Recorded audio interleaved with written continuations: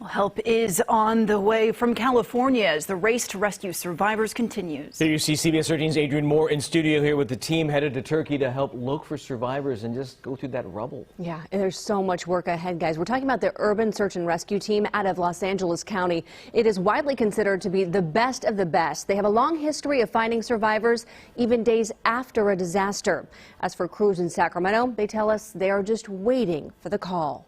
The true heroes stand behind me today. A team of 81 on an ominous mission that gets more critical with each passing hour.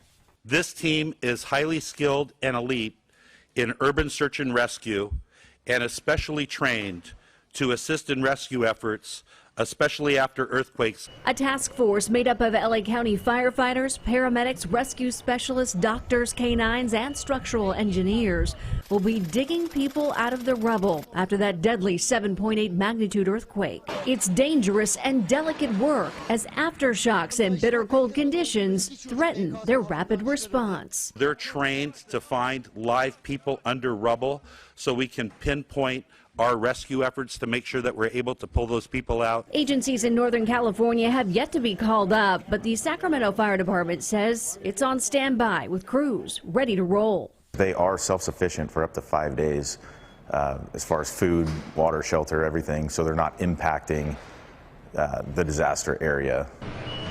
Back down south, teams loaded up equipment instrumental in finding survivors stuck and covered in debris.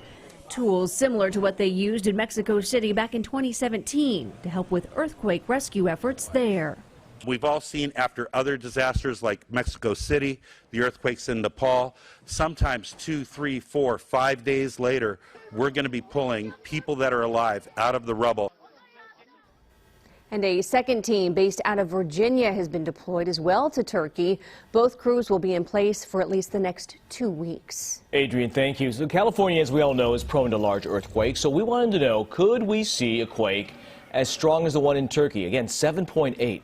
We're getting answers for you. According to the San Francisco Chronicle, the San Andreas Fault is the only fault in the region that could produce a quake of 7.0 or higher. Geologists say only a long fault can produce an earthquake of that size. The San Andreas Fault is 800 miles long. Compare that to the Hayward Fault. That's just 45 miles long, meaning it can only produce an earthquake up to a 7.0 magnitude.